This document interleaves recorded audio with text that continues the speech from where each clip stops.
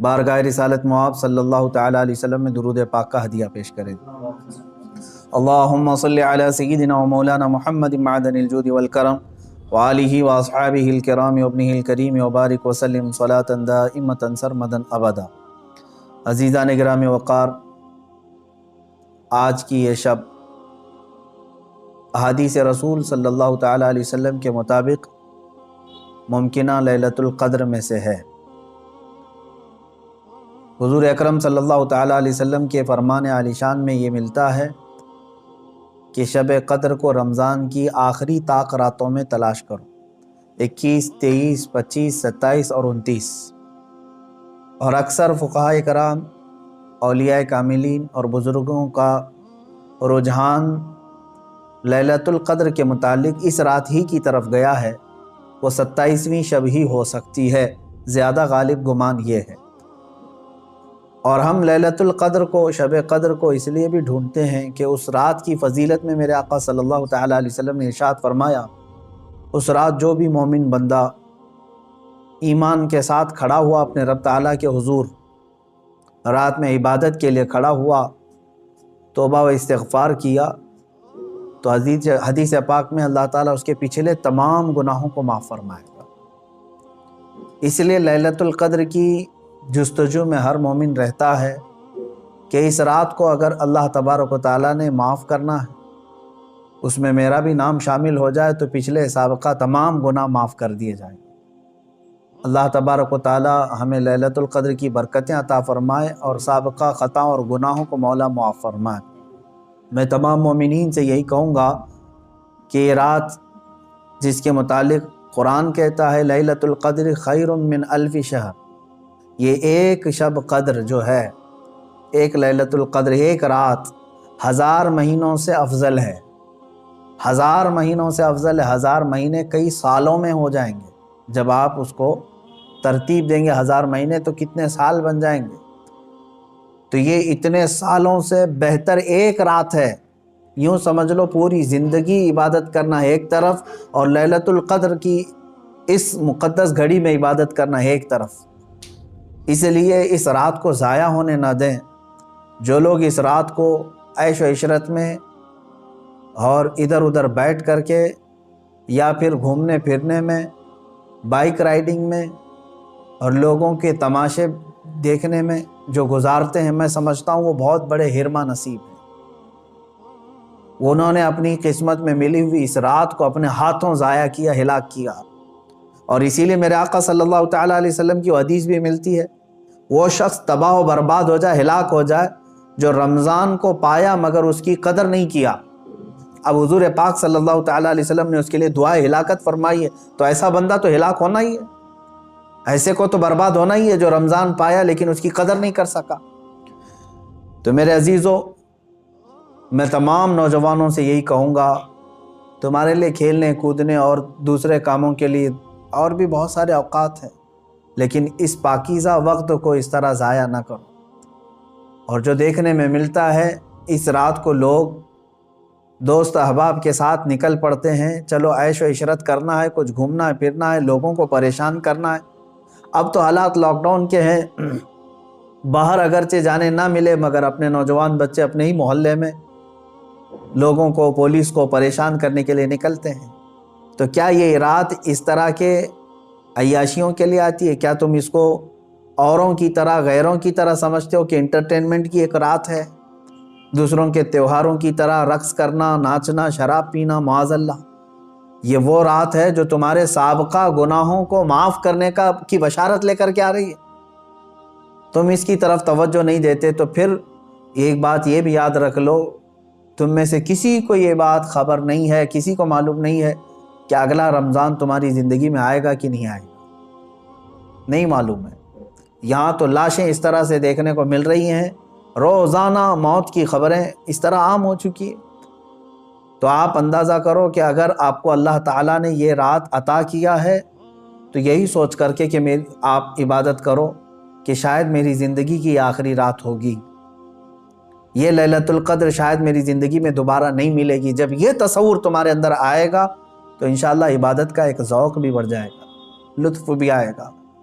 اور اللہ تعالیٰ سے گڑ گڑا کر کے مانگو گے بھی۔ اس طرح سے مانگو کہ مولا اگر یہ میری زندگی کی آخری شب قدر ہے تو اس رات کو بخشے بغیر مجھے اپنی جگہ سے نہ اٹھا، میرا نام بخشے وہ میں شمار فرما۔ جیسے کہ حضور پاک صلی اللہ تعالیٰ علیہ وسلم مکہ مکرمہ حاضر ہوئے اور جب واپس ہونے لگے تو خانہ کعبہ کے پاس آپ نے یوں دعا فرمائی تھی کہ اللہ اگر یہ میری آخری زیارت ہے خانہ کعبہ کے پاس تو پھر یہاں سے مولا ہم سب کی مغفرت کے بغیر ہمیں باہر نہ فرما۔ تو اس طرح سے آپ اس رات کو بھی یہ سمجھ کر کے دعا کریں کہ اگر میری زندگی میں اور دوبارہ رمضان آنا نہیں ہے یا لیلۃ القدر آنے کا ہماری زندگی میں کوئی نصیبہ نہیں ہے تو مولا اس رات کو ہی ہمیں معاف فرما دے اور اس کے بعد والی زندگی کو کبیرہ اور صغیرہ گناہوں سے محفوظ فرما دے۔ یہ لیلۃ القدر کے سلسلے میں میرے عزیزوں عبادتوں کا اہتمام کریں، عورتیں اپنے گھروں میں بچوں کو بھی لے کر بچیوں کو بھی لے کر بیٹھیں۔ صرف جاگنا اصل مسئلہ نہیں ہے، بعض لوگ سمجھتے ہیں کہ جاگنا چاہیے، جاگنے کا مطلب موبائل لے کر بیٹھ کر کے جاگنا، یہ فضیلت کی بات ہے۔ جاگنا اس کے لیے افضل ہے جو اپنے آنکھیں قرآن کی تلاوت میں لگا چکا ہو یا اپنے جسم کو رب ذوالجلال کی عبادت میں مصروف کر چکا ہو۔ اور اگر خالی جاگنا اور غیبت کرنا، چغلی کرنا یا واہیات دیکھنا ہے تو میں سمجھتا ہوں اس سے بہتر ہے سو جانا اس آدمی کا، وہ سو جائے گا تو کچھ گناہوں سے بچ جائے گا۔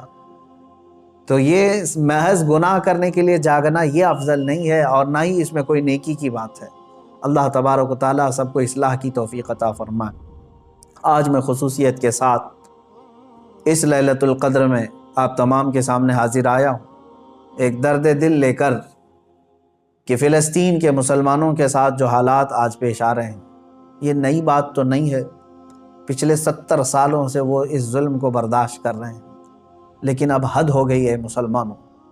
مسجد اقصیٰ میں بیت المقدس میں اسرائیلی پولیس داخل ہو کر اپنے جوتوں سمیت اور گولیوں سے مسلمانوں کو نشانہ بنانا، باضابطہ ہمیں وہاں کی جو خبریں آ رہی ہیں لوگ نماز میں مشغول ہیں، دعاؤں میں مشغول ہیں۔ کل بڑی رات تھی وہاں پر، کل لیلۃ القدر تھی، شب قدر کے لیے وہاں پر ہزاروں کی تعداد میں لوگ جمع ہیں، بچے بھی ہیں، بوڑھے بھی ہیں، جوان بھی ہیں، عورتیں بھی ہیں، وہ پیچھے آمین کہنے کے لیے آ بھی جاتی ہیں۔ ان سب کو ان ظالموں نے نشانہ بنایا ہے۔ مسجد اقصیٰ خون میں نہا رہی ہے، قبلہ اول ہمارا، بیت المقدس ہمارا، آج وہاں خون کی ہولی کھیلی جا رہی ہے۔ اب مجھے یہاں پر بات صرف اتنی کرنی ہے کہ وہ کہاں گئے سیکولر کے بھوت، وہ کہاں گئے جو انصاف اور امن و امان کی بات کرنے والے، ہیومن رائٹس کی تنظیمیں، کیا ان کے منہ میں گھی لگ گیا ہے؟ کیا ہے آج ان مسلمانوں کے خلاف جو حالات پیدا کیے جا رہے ہیں اسرائیلیوں کی طرف سے، اس پر کوئی آواز نہیں اٹھاتا؟ یہ دہشت گردی نہیں ہے میرے عزیزو؟ آپ سمجھو پوری دنیا ایک طرفہ دہشت گردی کے لیبل کو صرف مسلمانوں پر چسپاں کرنا چاہتی ہے۔ ورلڈ کا سب سے بڑا دہشت گرد ہے یہ اسرائیلی حکومت کے انڈر میں اس طرح کی جو سازشیں ہو رہی ہیں۔ آپ سوچیں کسی بھی مذہب کے، کسی بھی دھرم کے لوگ جب عبادت میں ہوتے ہیں تو گویا کہ وہ دنیا سے کنارہ ہو کر اپنے اپنے خدا کے پاس جا رہے ہیں، یہی تو ان کا تصور ہوتا ہے۔ عبادتوں کے وقت کسی کو گولیوں کا نشانہ بنانا اور صفوں کو درہم برہم کرنا اور بچوں پر بھی گن تان لینا اور وہاں کے نوجوانوں کے سر پر جوتیاں رکھ کر کے کھڑے ہو جانا، عورتوں کے دوپٹے کھینچ لینا، یہ ہے ایک چہرہ اسرائیل کا جس کو دنیا بتانا نہیں چاہتی۔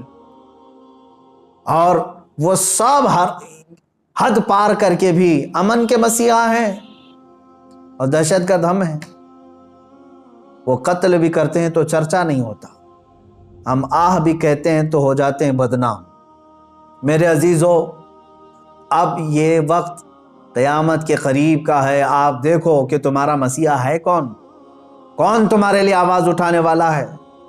تقریباً 57 ممالک اسلامی نام سے جانے جاتے ہیں، ان میں کا کوئی لیڈر سوائے ترکی یا کچھ لوگوں کے؟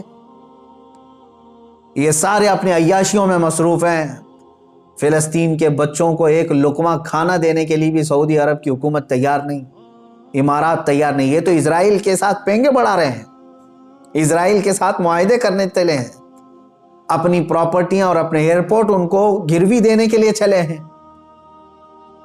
سمجھنے کی آج ضرورت ہے، جہاں اسلامی ملک ہم سمجھ رہے ہیں، سعودی ہو یا امارات ہو یا بحرین ہو یا قطر ہو، یہ تمام ممالک، ان سب کی نہ جانے کون سی مجبوریاں ہیں، یا ان کے گھروں میں کون سے یہودی آ کر داخل ہو چکے ہیں، یہ واللہ اعلم۔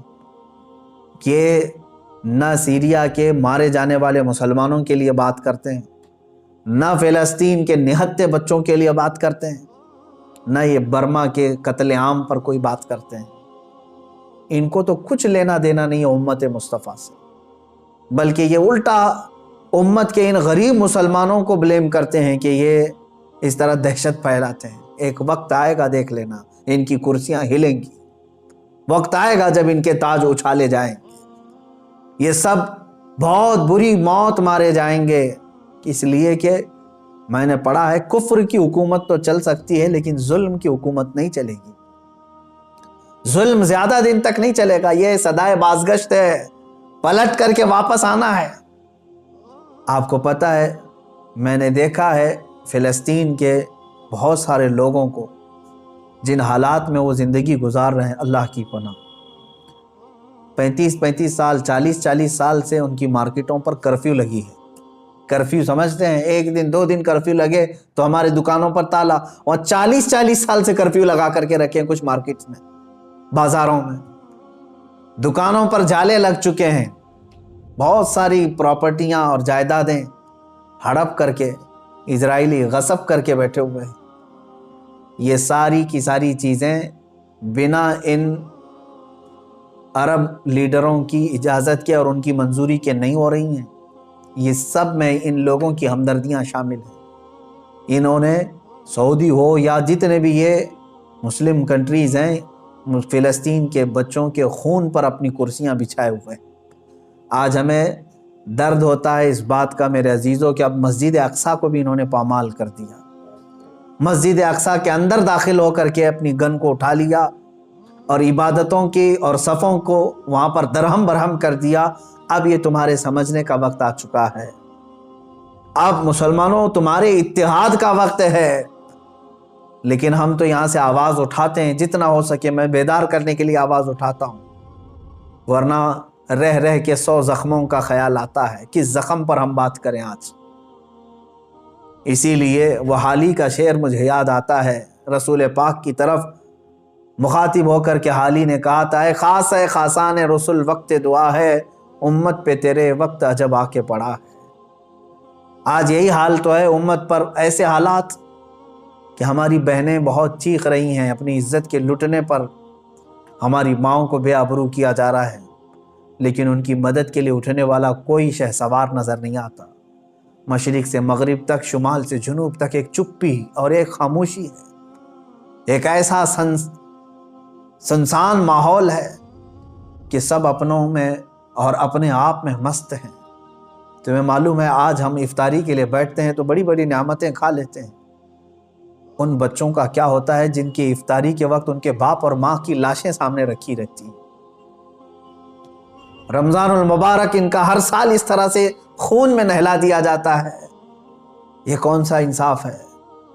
یہ امریکہ جو ہیومن رائٹس کی بات کرتا ہے، دنیا کو انصاف اور جمہوریت دینے کا علم بردار کہلاتا ہے، یہ سب کے سب ان فلسطینیوں کے قتل عام پر خاموشی اختیار کیے ہوں۔ کہاں ہے وہ اقوام متحدہ؟ کہاں ہے وہ UN؟ وہاں پر ان چیزوں کی بات نہیں ہوگی۔ ہاں، اگر ایک اسرائیلی مارا گیا یا ایک یہودی یا ایک عیسائی مارا گیا تو اس کے لیے تو بوال ہوگا۔ مسلمانوں کا خون سستا ہو چکا ہے، مسلمانوں کا خون بہت عام ہے کہ ان کو کوئی بھی بہا دے۔ اے مسلمانوں، اس لیے آج تمہیں واپس اپنے اسی قدم پر آنے کی ضرورت ہے جہاں پر رسول پاک نے تمہیں چھوڑا تھا۔ میرے آقا صلی اللہ تعالیٰ علیہ وسلم نے جو نقوش ہمیں دیے وہاں پر تمہیں واپس آنے کی ضرورت ہے۔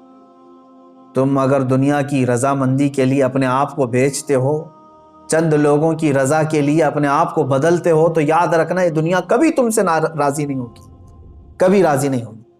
کیوں نہ ہم رسول پاک صلی اللہ تعالیٰ علیہ وسلم کی رضا کے کام کریں، اللہ اور اس کے رسول راضی ہو جائیں تو پھر ہماری وہ سابقہ قوت لوٹ آئے گی جس قوت سے قیصر و کسریٰ کانپتے تھے، وہ ایمانی غیرت واپس لوٹ آئے گی جس سے وقت کا چنگیز خان بھی ہل جاتا تھا، تھر تھر کانپتے تھے، وہ ایمانی غیرت اور حمیت واپس آ جائے گی۔ شرط صرف اتنی ہے، ان کنتم مؤمنین، تم سچے نبی کے غلام ہو جاؤ۔ ولا تہینوا ولا تحزنوا وانتم الاعلون، میرے رب کا وعدہ ہے کہ تم غم نہ کرو، پریشان مت ہو، تم بلند ہوگے، لیکن اس کے ساتھ ایک شرط ہے کہ تم نبی کی وفاداری تو کرو، غلامی میں تو آ جاؤ۔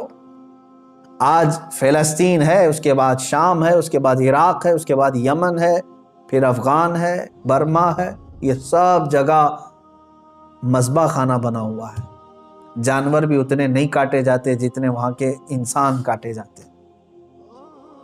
میرے عزیزو، آج کے ان حالات کو دیکھ کر کے مجھے اندازہ ہو رہا ہے اب رب تبارک و تعالیٰ کا یہ قہر ہی تو ہے کورونا۔ جب ظلم بڑھتا ہے تو بلائیں بھی پھیلتی ہیں، یہ جتنے ظالم ہیں دیکھ لینا یہ بلاؤں میں گرفتار ہوں گے۔ آج یہ جو حالات پیدا ہوئے ہیں، کثرت سے یہ بیماری کا پھیل جانا اور کثرت سے موتوں کا ہو جانا، آپ کیا سمجھتے ہیں؟ یہ بھی ایک اللہ تعالیٰ کے غضب کی نشانی ہے، یہ اس کے قہر کی نشانی ہے۔ تمہارے پاس لاکھوں کروڑوں بھی ہوں گے، تم بچ نہیں پاؤ گے اس کی پکڑ سے۔ ظلم سے باز آ جاؤ۔ ظلم ایک ایسی چیز ہے جس کو کبھی دنیا نے پسند نہیں کیا، اور ہر ظالم کا انجام بہت سخت ہوا ہے۔ وہ چنگیز خان جس نے لاکھوں کی لاشیں بچھا دی تھی محض گھوڑے پر بیٹھ کر کے، ایک بار اپنے ہاتھ میں کسی چیز کو لے کر کھیل رہا تھا۔ مجھے یاد آتی ہے بات، آج فلسطین کے بچوں کے لیے اب بھی میری امید ہے۔ لوگ یہ کہتے ہوں گے ان کے پاس کچھ نہیں، ارے وہ چھوٹے کنکر اور پتھر سے مقابلہ کر رہے ہیں، سامنے والے پیٹروٹ میزائل لے کر کھڑے۔ اسرائیلیوں کے پاس گن ہیں اور وہ بچوں کی کھوپڑیوں پر لگاتے ہیں، اور دوسری طرف نہتے بچے ہیں، لیکن مجھے پھر بھی میرے رب تعالیٰ کی ذات سے یقین ہے، امید نہیں، یقین ہے کہ وہ مولا کریم جس وقت حالات بدلتا ہے تو پھر ان یہودیوں کو دیکھ لینا، ان کو سر چھپانے کے لیے نہ کوئی پتھر ملے گا نہ کوئی درخت ملے گا۔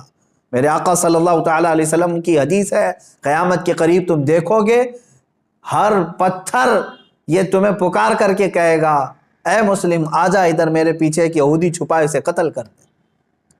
یہ حدیث پاک میں ہے، یہ مارے جائیں گے، ان کا بھی انجام برا ہوگا، سخت ہوگا۔ یہ ظلم کا جو ننگا ناچ ناچ رہے، ان کو کیا لگتا ہے کہ ہمیشہ ہی رہیں گے؟ یہ خود چین سے کبھی نہیں رہ سکتے، ذلت والے لوگ، انبیاء کا بے حساب قتل کیا جنہوں نے، پوری دنیا کی آج چین و سکون کو غارت کرنے والا یہ اسرائیل کیا سمجھتا ہے کہ ہمیشہ ان کی حکومت قائم ہو جائے؟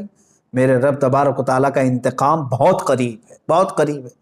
میں جو بات عرض کر رہا تھا وہ یہ ہے کہ فلسطین کے بچوں کے لیے اب بھی انشاءاللہ العزیز امید ہے، آئے گی۔ چنگیز خان ظالم تھا، اس نے انسانوں کی کھوپڑی سے مینار بنانے کا بھی حکم دے دیا تھا، اتنے قتل کرتے تھے، جس راستے سے وہ گزرتے پورے گاؤں کو جلا کے چلے جاتے تھے، کوئی نشانی نہیں رکھتے تھے۔ منگولیا کے رہنے والے یہ چنگیز خان نے ایک وقت ایسا آیا کہ تقریباً کئی سو لوگوں کو، مسلمان بھی تھے اس میں اور دوسرے بھی تھے، قید کر کے لایا اور کھڑا کر دیا۔ قتل عام کا حکم تھا، 3 صفیں لگی ہوئی تھی، اس میں علماء تھے اکثر، ایک بڑی عمر کے بزرگ بھی اس میں کھڑے تھے، وہ پہلی صف میں تھے۔ تو جلاد کو اس نے حکم دیا، چنگیز خان اپنے گھوڑے پر بیٹھا ہوا تھا، اپنے گھوڑے پر بیٹھا ہوا تھا، حکم دیا کہ قتل کرو۔ تو پہلی صف کو جب قتل کرنے لگا جلاد، تو بڑی عمر والے جو تھے، وہ ایک بزرگ، وہ دوسری صف میں پیچھے چلے گئے کہ پہلی صف والوں کے سب سر اڑا دیے گئے، سب قتل ہو گئے۔ چنگیز خان دیکھ رہا تھا کہ ایک بوڑھا پہلی صف سے دوسری صف میں جا رہا ہے، دوسری صف کے قتل کا حکم ہو گیا، تو وہ بوڑھے میاں تیسری صف میں چلے گئے کہ بچ جاؤں کہیں سے۔ چنگیز یہ چیز دیکھ کر کے ہنس رہا تھا، کہکا مار رہا تھا، دوسری صف کے بھی پورے لوگ قتل ہو گئے۔ تیسری صف جب بچی تھی تب چنگیز خان نے اس بوڑھے کو مخاطب کر کے کہا، بڑے میاں یہ آخری ہے، پہلی سے تم دوسری میں آ گئے، دوسری سے تیسری میں آ گئے، میں دیکھ رہا ہوں مسلسل تم کو، اب پیچھے کوئی صف نہیں، آگے میری تلوار ہے، بتاؤ اب کہاں جاؤ گے، اب کون بچائے گا؟ اس بزرگ نے کہا، میرے رب کی ذات سے اب بھی مجھے امید ہے، میرے اللہ سے مجھے اب بھی امید ہے، وہ اگر چاہے تو اب بھی مجھے بچائے گا۔ کہا کہ اب کوئی صورت ہی نہیں ہے تمہارے بچنے کی۔ قتل عام کا حکم تھا، تیسری صف کے لوگوں کو قتل کرنے کا آرڈر دیا ہی تھا۔ اچانک وہ کوئی چیز لے کر کے اپنے ہاتھ میں کھیل رہا تھا چنگیز خان، اس کے ہاتھ سے وہ گر گئی۔ وہ چیز جیسی گری وہ جھک کر کے اٹھانے گیا تو گھوڑا ڈر گیا، اس کا ڈر کر کے بدک گیا اور ایسا دوڑا کہ چنگیز کے پیر جو ہے اس کے زین میں پھنسے رہ گئے اور سر نیچے لٹکا رہ گیا، اور گھوڑا اتنا سرپٹ دوڑتا گیا کہ اس کا سر جو ہے پتھروں سے ٹکراتا چلا گیا، اتنا ٹکرایا، لوگ پکڑنے کی کوشش کرتے رہے، گھوڑا کسی کے ہاتھ میں نہیں آیا۔ وہ بہت اعلیٰ نسل کا گھوڑا تھا جو چنگیز استعمال کرتا تھا۔ وہ گھوڑا بھاگتا رہا یہاں تک کہ بہت دیر کے بعد جب چنگیز خان کے گھوڑے کو قابو میں کیا گیا، اس کا سر جو ہے کئی پتھروں سے ٹکرا چکا تھا اور اس کے بعد اس کی موت آ چکی تھی، موت آ گئی۔ اس بابا نے کہا تھا، اب بھی اگر اللہ چاہے تو مجھے بچا لے گا۔ ظالم اگر سر پر بھی کھڑا ہے، گردن پر تلوار بھی ہے، اگر رب تبارک و تعالیٰ چاہے تو ظالم کو اسی وقت اس کے انجام تک پہنچاتے۔ آج بھی اسرائیل نے اگر حد کر دیا، بچوں کے خون، عورتوں کے خون کو مسجد اقصیٰ میں بہا دیا، تو یاد رکھنا رب تبارک و تعالیٰ دیکھ رہا ہے۔ وَمَا اللَّهُ بِغَافِلٍ عَمَّا يَعْمَلُ الظَّالِمُونَ، اللہ ہرگز ظالموں کے کام سے غافل نہیں۔ انما یؤخرہم لیوم تشخص فیہ الابصار، ہاں وہ تھوڑا مؤخر کرتا ہے اپنی پکڑ کو، لیٹ کرتا ہے، دیر کرتا ہے پکڑ کو، کیوں؟ تاکہ سارے لوگ اس کا انجام دیکھ سکیں، سارے لوگ اس کا انجام دیکھ سکیں۔ وہ تھوڑا سا ڈیلے کر کے بعد میں پکڑ کرتا ہے، اور جو ڈھیل ہوتی ہے اس کو کوئی یہ نہ سمجھ لے کہ وہ جو کر رہا ہے اچھا کر رہا ہے۔ لیکن میں تمام مسلمانوں سے کہنا چاہوں گا، اب بعض لوگ تو اپنی تسبیح اپنے مسلح پر تو آئی گئے ہیں کہ چلو فلسطین کے بچوں کے لیے دعا کرنا ہے۔ ظاہر سی بات ہے، اب دعا کے علاوہ بہت سارے لوگوں کے پاس بچا کیا ہے؟ آج یہی حالات ہیں ہمارے۔ لیکن ساتھ میں نوجوانوں سے کہنا چاہوں گا، اٹھو وہ گر نہ حشر نہ ہوگا پھر کبھی، دوڑو کے زمانہ چال اپنی چل گیا۔ جو چنگاری وہاں پر، جو آگ وہاں پر لگی ہے، اس کی چنگاریاں تمہارے گھر میں آنے پر دیر نہیں لگے گی۔ یاد رکھنا، پڑوس کے گھر میں اگر آگ لگی ہے تو چادر تان کر کے سو جانا یہ بیوقوفی ہے کہ اس گھر کی آگ کی چنگاریاں تمہارے گھر کو بھی جلا کر خاک کر سکتی ہیں۔ یہ تمہیں جگانے کے لیے، بیدار کرنے کے لیے ہے۔ جہاں جہاں تم ظلم کی یہ تمام داستانیں سن رہے ہو، وہ چنگاریاں تمہارے گھر سے بہت قریب ہیں، تمہارے گھروں کو خاکستر کرنے کے بھی منصوبے بنائے جا چکے ہیں۔ اس لیے ایمان کے ساتھ اور محبت مصطفیٰ کے ساتھ بیدار ہو جاؤ، قوت عشق سے ہر پست کو بالا کر دو، دہر میں نام محمد سے اجالا کر دو۔ مولا کریم، اے رب رحیم، اے غفور و رحیم مولا، آج کی اس مقدس رات ہم تیرے دربار میں دعا کرتے ہیں، اے رب ذوالجلال تو رحم اور کرم فرما دے، امت مصطفیٰ پر کرم فرما دے۔ اے اللہ، تیرے دربار میں ہم ہاتھ پھیلائے ہیں، فلسطین کے نہتے بچوں پر تو رحم فرما دے۔ اے اللہ، رمضان کا پاکیزہ مہینہ ہے، اے کریم خدا، رمضان میں لوگ روزے سے رہتے ہیں، دن بھر بھوکے رہتے ہیں۔ اے کریم خدا، اسرائیلی یہودی ظالم جنہوں نے ان کی افطاری سے قبل ان کو خون میں نہلا دیا، یا ان کے رات کی تراویح میں ان کو خون سے نہلا دیا ہے، مولا تو کریم ہے، تو رؤوف و رحیم ہے، عزیز ذو انتقام ہے، ان ظالموں کو کیفر کردار تک پہنچا دے، ان کو تہس نہس فرما دے، اسلام و سنیت کا بول بالا فرما، کفر و شرک کا منہ کالا فرما۔ جتنے برے منصوبے اسلام اور مسلمانوں کے خلاف بنائے جاتے ہیں مولا، سب کو تو خاک میں ملا۔